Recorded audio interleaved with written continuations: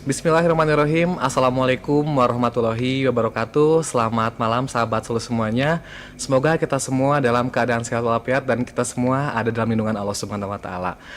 Oke, sahabat Solo, kembali lagi bersama saya Dede Indra di channel SCM atau Solo Citra Muslim. Nah, pada hari ini kita akan membahas tentang bagaimana sih bisnis dalam konsep syariah. Namun sebelumnya mungkin ada beberapa dari teman-teman semuanya yang baru tahu nih apa sih channel SCM ini. Jadi untuk YouTube SCM ini kita akan membahas tentang seputar edukasi, kemudian inspirasi, motivasi, dan juga bagaimana sih berbisnis dalam konsep syariah. Nah, oke teman-teman semuanya, mungkin jangan lupa ya untuk di like, komen, share, juga subscribe. Oke, selamat malam Pak Haji, selamat malam Bu Haji. Selamat malam Pak. Apa kabar Pak Haji, Bu Haji? Alhamdulillah, subhanallah, Allahu Akbar.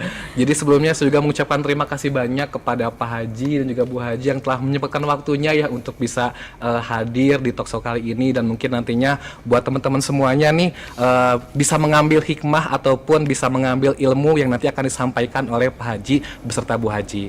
Oke, mungkin kita langsung saja ya untuk ke pertanyaan-pertanyaan yang mungkin nanti harus dijawab oleh Pak Haji beserta Bu Hajinya. Nah, mungkin yang pertama nih kita akan membahas tentang sejarah dari Solo atau sejarah dari SCM ini seperti apa. Nah, boleh dijelaskan nggak sih sejak kapan sih berdirinya Solo ini, Pak Haji? Gitu.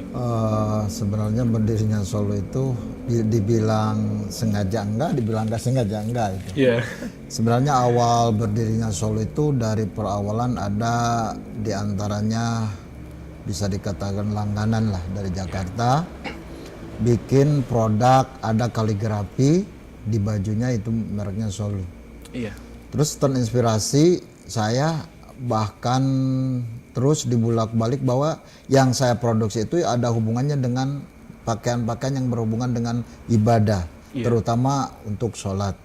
Jadi sedikit-sedikit saya di pesantren, Solo itu apa, ternyata Solo itu fil amar, suruh sholat. Makanya saya langsung pada itu terkesan di dalam saya mau dijadikan ini merek produk saya. Sebenarnya produk saya itu ada 3, 1 Al Hidayah, 2 Citra Muslim, ketiga Solo. Sama-sama ketiganya saya daftarkan di Haki untuk didaftar di hak paten. Yang diterima itu Solo. Oh iya. Yang diterima itu Solo, maka saya kukuhkan karena ada hubungannya dengan produk-produk yang untuk ibadah, untuk sebagai citra muslimah saya ambil gitu. Jadi Solo Citra Muslimah itu saya abadikan itu di hak patennya. Ya, mungkin dari Ibu ada tambahan? Karena memang awal produk Solo ini memang Pak Haji berdirinya Solo ini memang sebelum menikah gitu kan ya. Iya. Itu berdirinya tahun 2000 ya. Tahun 2000. Tahun 2000 bulan Agustus. Nah, saya menikah bulan Maret 2001. Berarti sekitar berapa bulan ya? Iya. Dari awal berdirinya. Dulu pernah saya ditanyain sama karyawan. Dulu karyawan sih masih sedikit lah, bahkan di karyawan dalam itu cuma 2 lah. Di sini ada ya salah satunya pernah nanya teh apa tuh DHB gitu. Iya betul, DHB. Saya nggak ngeh apa itu DHB gitu kan. Ternyata dipikir-pikir siapa itu apa itu Deden, apa H-nya apa atau B-nya apa. Tapi dia bilang, masa teh istrinya nggak tahu DHB itu apa? Iya. Emang nggak tahu gitu. Iya. Tapi pas dia bilang teh DHB itu Deden Hayang Beunghar. Oh iya. Iya. Pas saya kok emang gitu teh. Iya cenah teh Deden Hayang Beunghar. Saya nanyain gitu, padahal DHB itu memang singkatan dari nama sendiri gitu kan. Deden Hoirul Basor. Tapi dia bilangnya Deden Hayang Beunghar gitu kan. Makanya sampai sekarang menyebar, orang lain tuh bilang DHB apa, Deden Hayang Beunghar gitu. Ya alhamdulillah mungkin dengan doanya ya dia mungkin ya, walaupun memang itu apa ya disebut Ucapan gitu jadi doa ya Bu ya. bukan ucapan atau apa ya, Sebenarnya saya sentilan-sentilan Oh, itu iya, yang sentilan-sentilan ya. bukan aslinya Ada dia itu guyonan yang gitu, mengarang aja gitu kan dia Deden, oh Deden Hayang Beunghar ya gitu. Iya. Sehingga guru-guru saya juga bilang DHB Deden Hayang Beunghar. Makanya di landingnya tuh Deden Hayang Beunghar. Iya. Oke. Gitu aja. Nah, mungkin buat teman-teman semuanya yang nggak tahu itu dari bahasa Sunda ya. Jadi Deden pengen kaya itu ya kalau misalkan dalam bahasa Indonesianya seperti itu. Oke, mungkin kita lanjut nih sama juga sejarah ya Bu. Kan pasti bis itu banyak banget ya, ada marketing, ada kesehatan, kemudian ada otomotif. Nah, kenapa sih Pak Haji, Bu Haji lebih memilih garmen, dan memang kenapa sih si produk itu malah memilih baju musim, kenapa sih gak yang lain? Apakah memang ada alasan tersendiri atau seperti apa gitu? Sebenarnya saya produk muslim itu karena terbawa lingkungan. Lingkungan, karena di lingkungan saya tempat kelahiran saya itu Kampung Saguling, Cilamajang.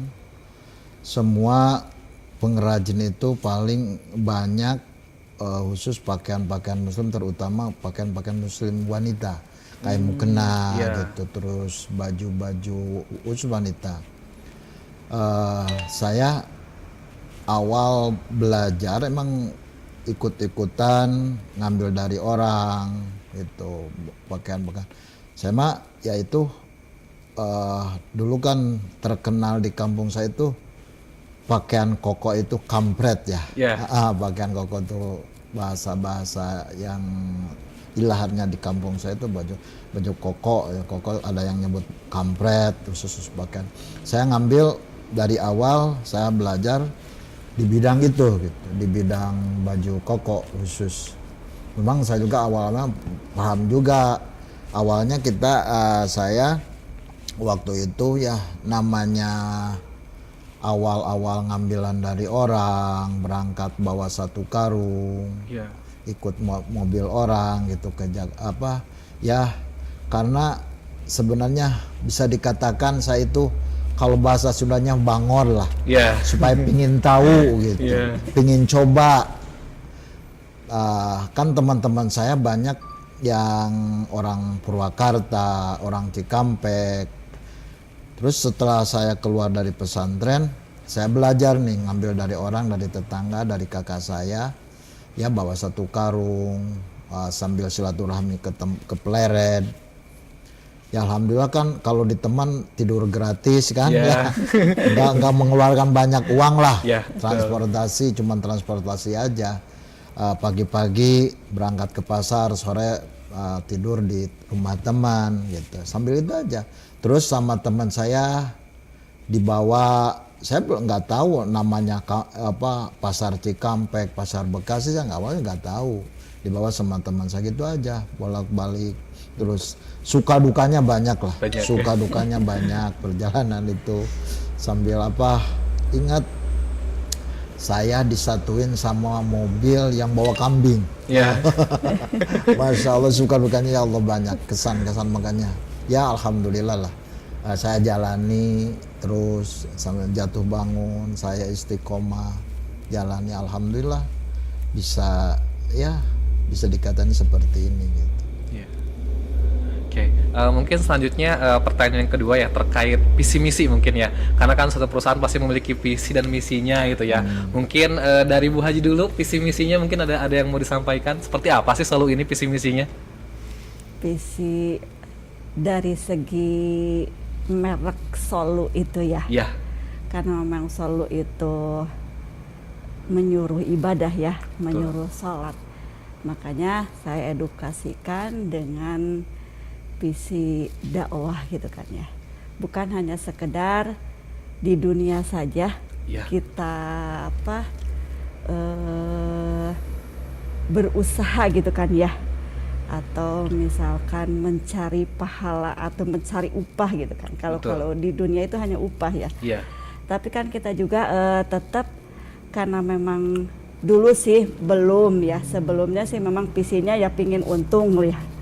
pengen untung tidak mau rugi kan. Iya, itu manusiawi ya Bu ya. Iya, tapi kan Manusiawi. setelah ya mungkin berjalannya waktu gitu kan, mungkin Allah tegur sedikit-sedikit sehingga ketemulah komunitas yang memang membangun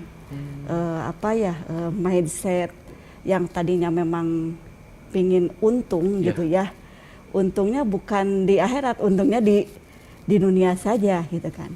Tapi setelah mengenal MTR, yang mindset terus dirubah gitu kan ya, sehingga pola pikir MTR itu memang visinya dakwah ya. Iya. Sehingga memang dari kata merek solu itu untuk ibadah ya agak nyambung juga ya dengan betul. mindset MTR itu untuk dakwah. Mungkin kan kalau dulu sebelum mengenal MTR ya baju apa aja dijual gitu kan ya. Tapi kan dengan mindset itu mungkin kan kalau semakin seringnya kita mengkaji gitu kan ya. Karena mungkin nanti di akhirat juga akan dipertanggungjawabkan ya, apa betul. yang kita jual, apa yang kita lakukan gitu kan ya. Sehingga dengan adanya ini koko ini memang untuk beribadah gitu ya. Ya insya Allah mudah-mudahan Allah ridho ya dengan Amin, ya Allah, dengan produk untuk sholat gitu kan ya. Betul sekali. Itulah menjadi misi dakwahnya Solu Citra Muslim, sehingga insya Allah kami sebagai owner ya pingin selalu membangkitkan, bukan hanya dengan karyawan itu, bukan untuk barang-barang di dunia saja ya gitu kan. Betul. Tapi pingin sampai nanti juga di akhirat tuh ketemu gitu kan ya. Bisa bertemu kembali ya. Bertemu di surganya, mudah-mudahan ya kita masuk surga ya gitu kan. Gitu aja dari saya. Baik, itulah mungkin visi misi dari Bu Haji. Nah mungkin dari teman-teman semuanya tadi Bu Haji sempat bilang ada MTR gitu. Mungkin teman-teman ada yang nggak tahu nih MTR itu seperti apa gitu ya. Nah mungkin dari Pak Haji bisa menjelaskan itu MTR itu apa sih sebenarnya gitu? Awalnya saya mengenal MTR.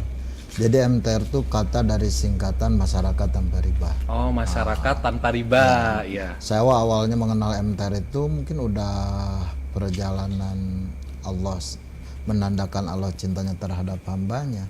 Karena waktu itu saya menggunakan emang berhubungan dengan uang-uang yang kategorinya tidak syar'i lah. Iya. Ya modal-modal, yang penting ada modal kita jalanin. Ya dengan adanya teguran-teguran yang bikin saya merenung, ya awal asbab mengenal MTR itu di sana, yaitu awalnya saya mau top up, minta penambahan sama perbankan, itu udah di ACC saya mau penambahan, tapi ada suatu dalam hati tidak ada ketenangan dalam hidup. Selalu resah, gelisah. Emang uang selalu ada, tapi dirundungi dengan selalu ada masalah. Iya. Sehingga mungkin itu tanda Allah sayang terhadap hambanya. Terus saya terbesit dalam hati pingin bagaimana utak-atik komputer lah. Iya, betul. Di sana terlintas mengembangkan usaha tanpa hutang tanpa riba. Sehingga saya tertarik didalami, terus dibuka sampai saya ada kontaknya di sana, sampai saya daftar tempatnya di Bogor pada hari itu.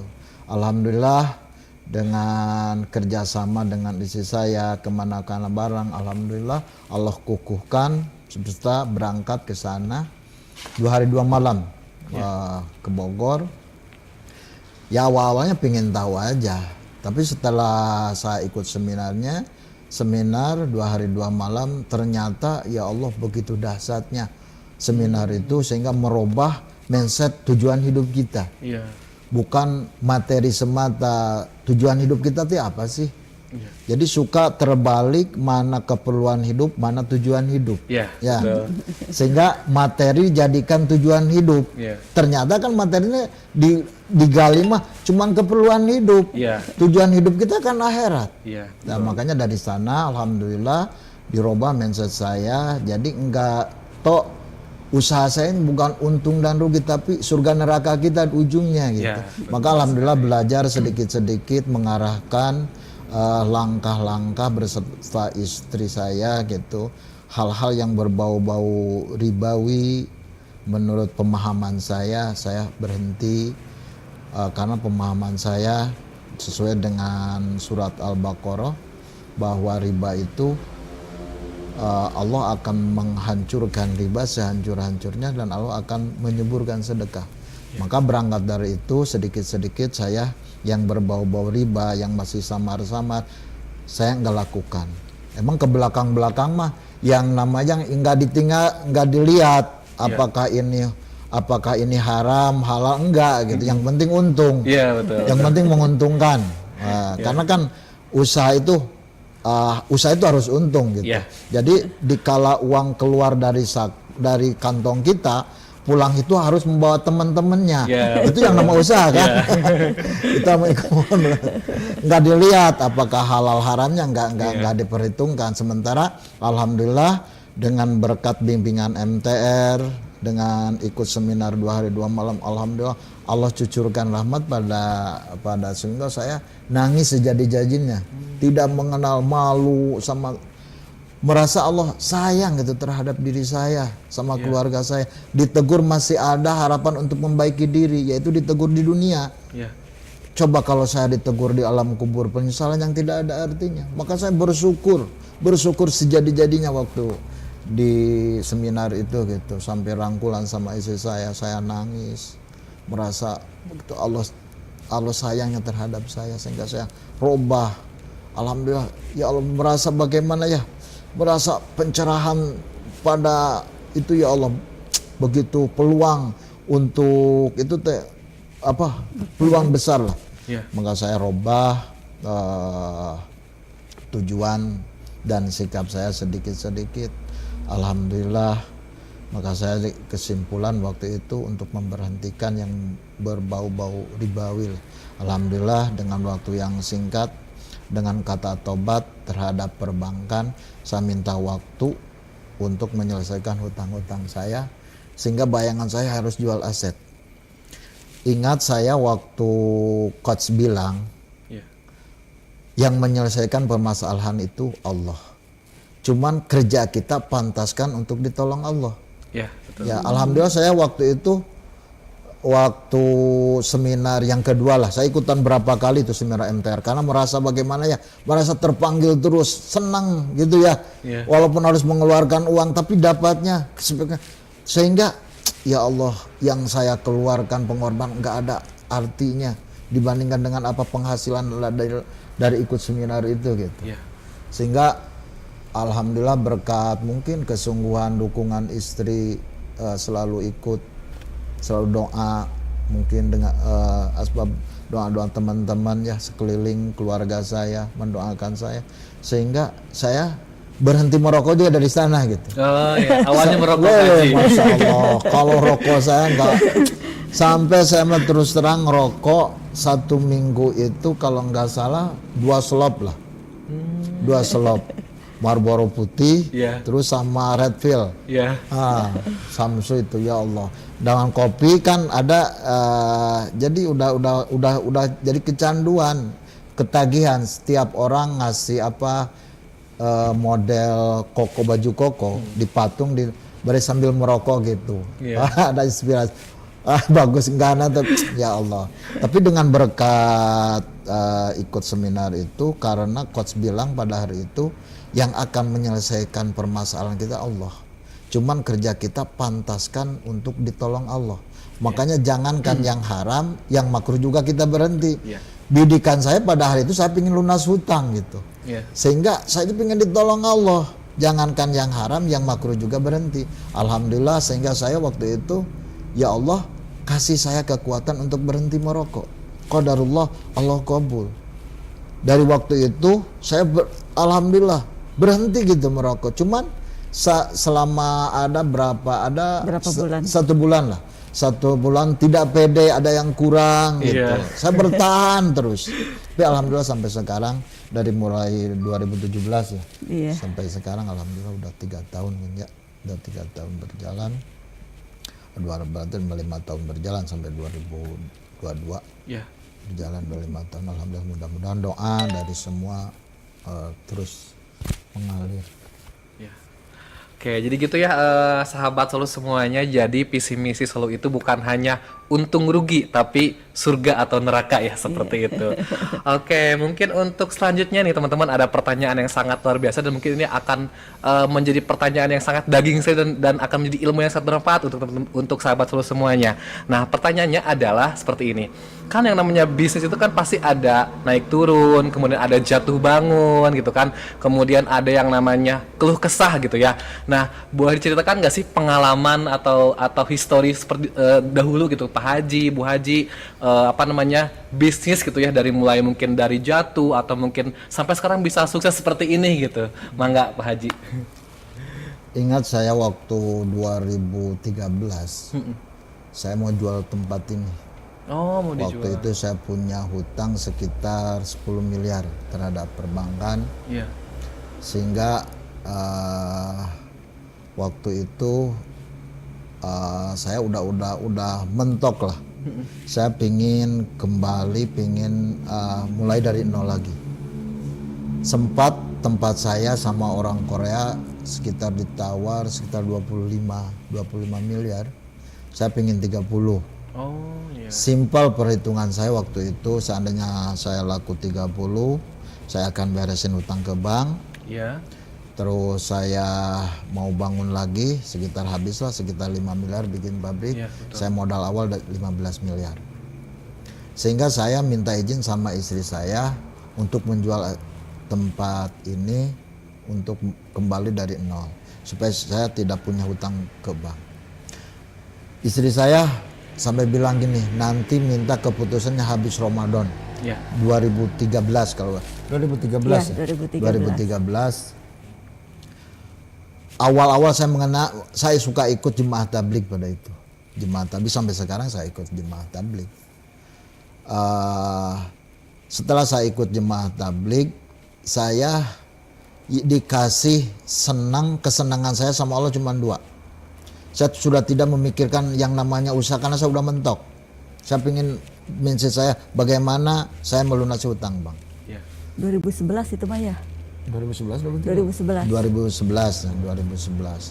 Terus yang Allah kasih sama saya senangnya catur.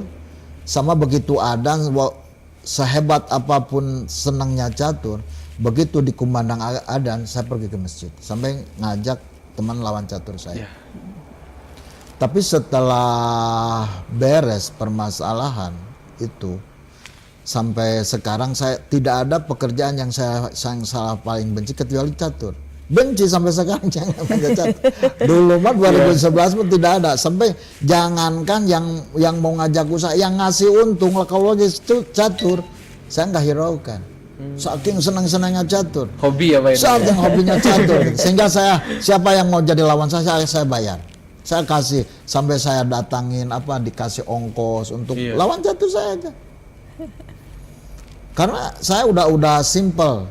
Seandainya tidak goal Ramadan udah saya lepas lah. Saya mau bikin lagi tempat yang baru untuk mulai baru lagi dengan modal yang baru. Tapi mungkin Allah masih percaya mengamanahkan terhadap saya sampai alhamdulillah tempat ini tidak keluar. Hutang ke bank beres. Cuman ironinya gitu, yang namanya manusia karena tidak punya dasar yang benar-benar kokoh. Iya. Sama bank itu kan, saya mau beres-beres dengan bank tuh uang udah full. Udah Ramadan itu udah pada kembali lagi. Udah mau beres-beres sampai istri saya yang perhiasannya tidak ada yang tempel di badannya dijual semua. Karena melihat mungkin suaminya pingin beres-beres dengan bank. Iya. Qadarullah beres dengan bank. Cuman itu tadi dengan rayuannya si abang itu udah gini Pak Haji, jangan dilunasi Iya. bank itu, uang itu, nanti Pak Haji suatu saat butuh, Pak Haji susah lagi, udah diturunin aja plafonnya, ya diturunin aja plafonnya sampai 5 miliar, Iya. ya kalau tadinya kan 10 miliar. Yang namanya uang ada kesempatan untuk diambil, ya berbuat lagi, ada embusan lagi usaha yang kayak itu, Iya. saya ambil lagi sehingga top up lagi, jadi 8 miliar. Itu awal-awalnya. Sehingga dengan adanya tadi kembali ke seminar masyarakat bahwa itu aja yang mengkat semuanya, yang berbau-bau riba, saya berhenti dari sana. Sehingga ada tawaran dari Bank Amanah pun, ya makanya setelah saya udah mengkaji buku merah yang kiat-kiat bahayanya mengembangkan usaha dengan berhutang itu, ya itu tadi, karena tabiat buruk berhutang itu banyak. Tabiat buruk itu diantaranya itu suka tulul amal, panjangnya angan-angan, itu terus ada kecanduan. Dari hutang itu ada kecanduan. Emang saya rasakan kecanduan tabiat buruk hutang dari mulai 75 juta sampai miliaran gitu kan. Itu makanya setelah ikut seminar, alhamdulillah yang sekarang mah berjalan apa adanya, ada uang jalan, ya lah dong, bertahan lah. Iya. Gitu. Bu Haji ada yang mau tambahin pengalaman membangun Solo ini seperti apa gitu, keluh kesahnya gitu. Ya, yang menambahkan dari Pak Haji yang tadi ya. Pak Haji kan waktu 2011 itu memang tempat ini mau dijual ya. Iya. Tapi saya minta tenggang waktu karena memang Pak Haji juga tidak mau ikut campur masalah ini, sehingga saya yang handle. Waktu saya juga agak deg-degan sih ya. Saya bukan berarti tidak rela ini dijual, bukan sih. Tapi karena memang dasarnya sebelum bangun ini dengan dasar istikharah ya, oleh orang tua saya, bahkan dia menguatkan ini tempat bagus ya untuk usaha. Tapi ada satu hal, kata orang tua saya tuh, ada yang harus diperbaiki. Dulu sih belum terjawab ya Pi ya. Apa sih yang harus diperbaiki gitu kan? Karena memang suatu jalan yang ini memang kata orang tua saya, penafsiran dari istikharahnya itu, ini akan berkembang gitu kan ya usaha ini. Tapi ini ada saur sepuh teh mah aya pager gitu teh.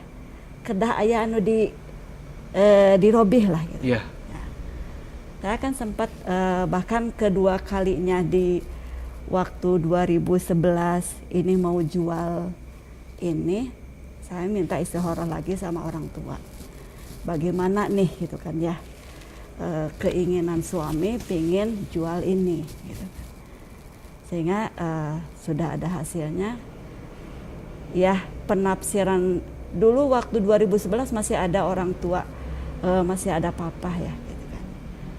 Setelah itu hasil istikharahnya itu suruh suami itu ngikut keinginan. Maksudnya tenggang waktu untuk sampai bulan Ramadan gitu ya. Nah, sehingga ini bersabarlah mengikuti, karena memang dari hasil istikharah ya harus coba keinginan istri tuh itu dulu lah kita terpenuhi dulu gitu ya. Jangan gurung gusuh intinya gitu. Nah, setelah tanggal 20 ya Pi ya. 20. Tanggal 20 itu waktu tahun itu kalau nggak salah ya, waktu pas Jokowi pemilihan, jadi agak memang tersendat ya. Pilpres ya, pilpres. Biasanya per berangkat gitu ya, sekitar yang masuk tuh 200 lebih lah ke atas. Sehingga pernah di waktu bulan Ramadan tuh sampai 4 juta gitu. Yang itu saya pesimis juga kan ya, dengan saya minta tengah waktu ke Pak Haji, minta bulan Ramadan, kalau sudah Ramadan enggak, gue terserah mau dijual juga gitu kan. Pas tanggal 20 saya aduh sempat ini belum pada masuk gitu kan. Iya. Sehingga saya minta izin kepada suami karena memang saya sering di mobil tuh mendengarkan Ustadz Yusuf Mansur Iya. masalah sedekah gitu kan ya. Sedekah. Waktu itu memang awal ya Pi ya, awal dari mengadakan bukber sama Anak yatim piatu. Pi, saya minta izin pokoknya tanggal 23 saya tolong kumpulin anak yatim. Iya. Gitu kan, saya minta ke suami. Kata suami, karena memang terbersit di rekening ya, belum memungkinkan, daripada kayatimkan ya mending jangan bayar hutang, gitu kan? Iya. Karena jangan naon gitu bareng masihkan kabatur oke ari hutang masih ngagantung ibaratkan Iya. gitu ya. Tapi saya kuat gitu dengan seringnya mendengar ceramah Ustadz Yusuf Pantur, satu dibalasnya dengan 10 kali lipat gitu kan ya. Pokoknya mah izinin pokoknya gitu kan. Sempat dungdeng ya pengen bayarkan sok kumpul-kumpulkan jangan bayar hutang gitu. Ini sudah mentok udah nggak mau mikirin pokoknya mau yang lunas hutang. Sementara tanggal 20 itu kan udah hampir Jakarta kan udah nggak berangkat lagi gitu kan. Disitulah suami mungkin alhamdulillah ya dengan ridhonya suami mengumpulkan anak yatim tanggal 23. Di situ saya rasakan kok di logika tidak apa ya, tidak logika. Gitu, tidak akan terbayang gitu bahwa uang itu akan secepat itu. Itu bahkan orang bank juga gini bilangnya, Bu Haji kenapa sih uang teh kayak di ceng-celengan sana gitu, trik gitu. Padahal sedikit-sedikit, enggak begitu banyak-banyak berapa puluh juta gitu, enggak gitu. Saya juga emang heran sih, kok sedikit-sedikit tapi kok jadi begitu banyak gitu kan. Bahkan saya tidak habis pikir bahwa di tahun itu akan selesailah masalah ya.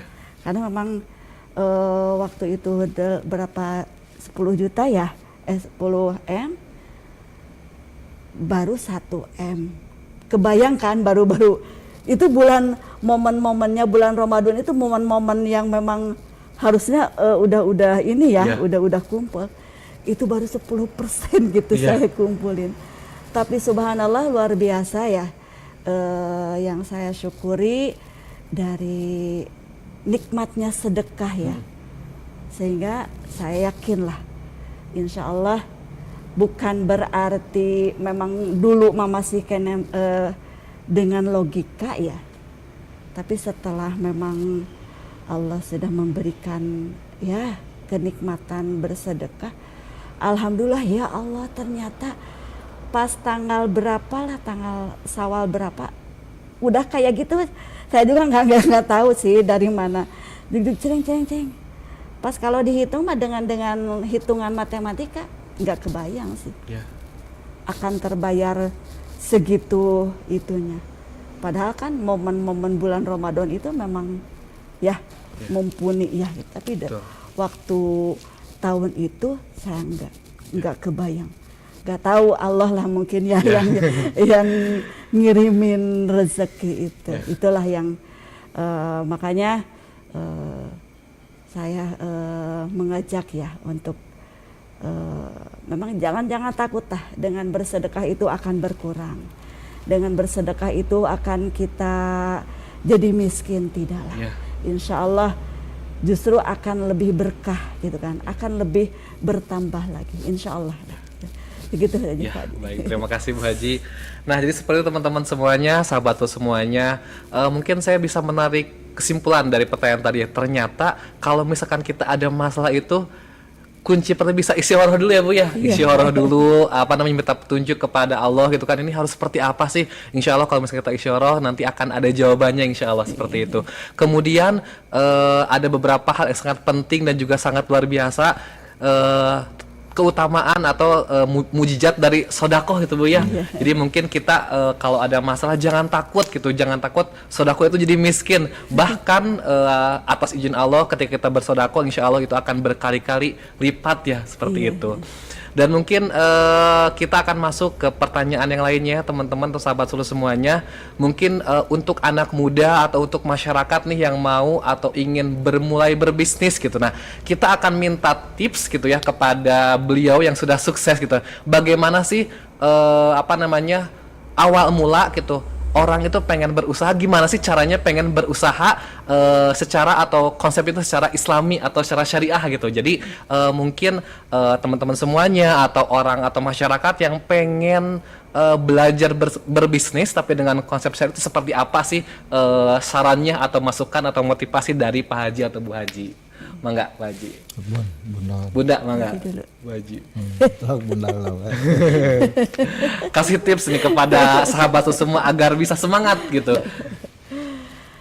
Tipsnya ya yang tadi saya kembali lagi ya dari awal ya. Mungkin ya tipsnya awalnya kalau memang harus tips kayak Ustadz Yusuf Mansur ya. Yeah. Allah dulu, ikhtiar Allah gitu kan ya, gitu kan. Makanya ya itu tadi seperti kalau memang mau memulai gitu kan kita minta dulu musyawarah dulu sama Allah. Apa sih yang harus dilakukan gitu kan. Jangan sampai kan kadang-kadang gini nih. Dulu pernah ya karena lihat busana muslimah ya rame gitu kan ya, sehingga ikut-ikutan lah gitu kan ya. Padahal mungkin Allah belum ngasih rezekinya dari itu gitu kan ya. Makanya untuk teman-teman atau misalkan anak muda atau apa yang memang mau memulai ya, ya intinya kita bermusyawarah dulu sama Allah. Apakah ini baik atau tidak?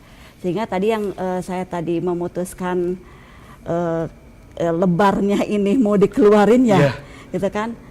Karena memang saya juga termotivasi dari istikharahnya orang tua bahwa tempat ini bagus gitu kan.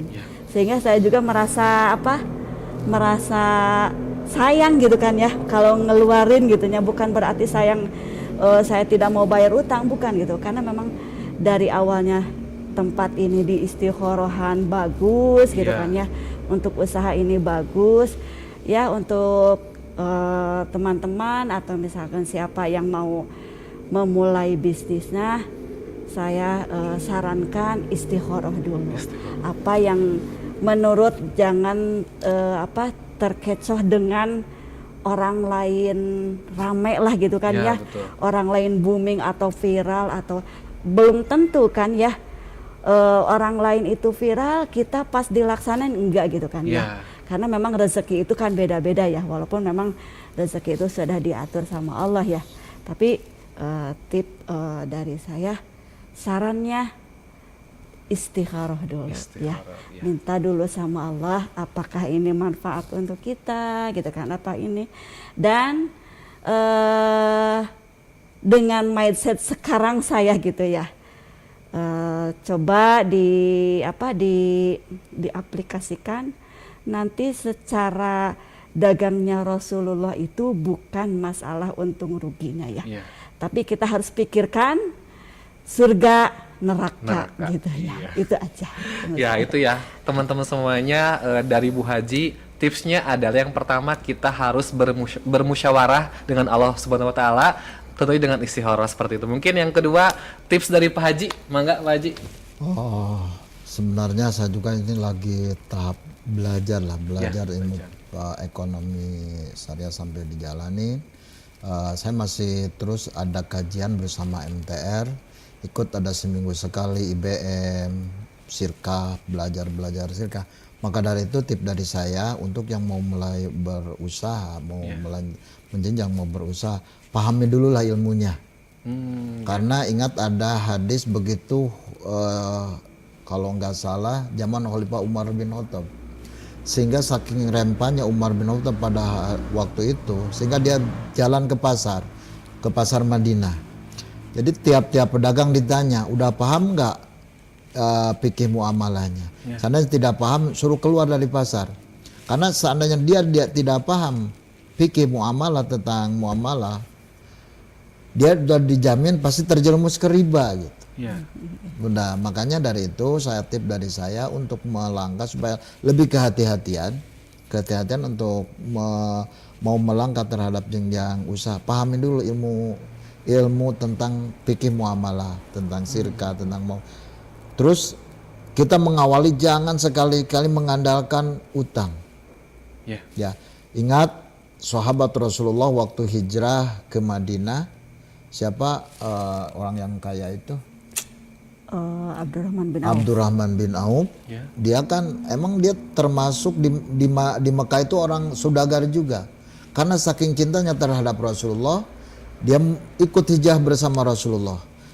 Saking orang-orang Ansor cinta terhadap orang-orang Muhajir, sehingga dia tawarkan, yang punya onta 2 ditawarkan, untuk punya rumah 2, saking cintanya terhadap orang-orang Muhajir.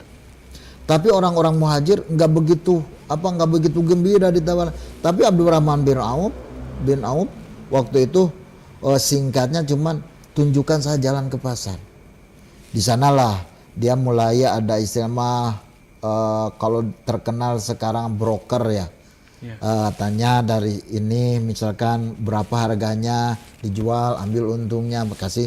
Itu makanya kita belajar lah. Makanya kita harus berulang-ulang pahami sejarah Rasulullah, para sahabat, bagaimana cara, karena sahabat itu lebih dari jahiliyah, sehingga sekarang udah dinas dalam Al-Quran, sehingga jadi Allah ridho terhadap perbuatan para sahabat.